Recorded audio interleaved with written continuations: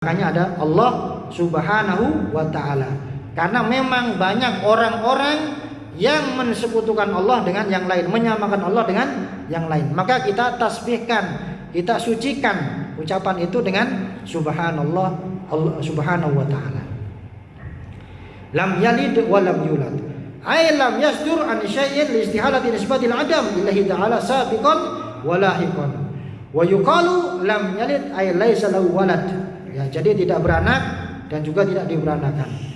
Walam yakul lahu kufuwan ahad, ay lam yushakilhu ahadun min sahibatin wa ghairiha fayamtanu ay yakuna syai' minal mawjudat.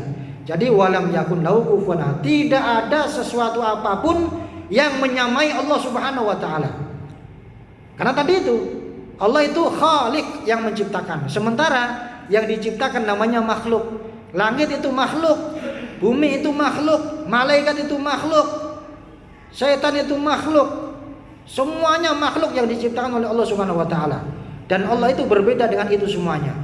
Ya, makanya kalau kita punya pikiran, punya anggapan Allah seperti ini dan itu sudah pasti salah. Maka segera bertobat kepada Allah Subhanahu wa taala, sucikan Allah Subhanahu wa taala. Enggak sampai pikiran kita. Makanya ada hadis yang menyampaikan la tufakkir fi dzatihi tafakkaru fi khalqillah wa la tafakkaru fi dzatihi. Kalian kalau mau tafakur dengan ciptaan Allah Subhanahu wa taala. Jangan bertafakur tentang Allah Subhanahu wa taala. Ya akan sampai pikiran kita. Bisa stres kita, Pak. Bisa stres. Karena saya juga dapat cerita itu ada salah seorang anak di pondok, ya, kata seorang kiai. Jadi dia ini perenungan tentang Allah itu seperti apa.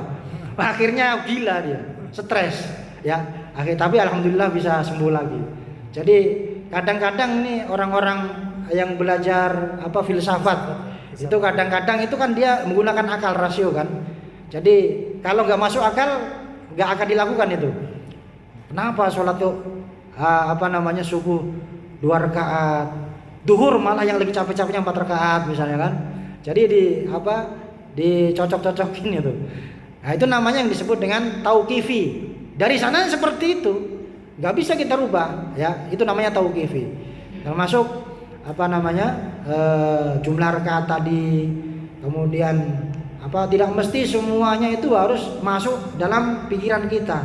Harus bisa kita rasionalkan, enggak seperti itu.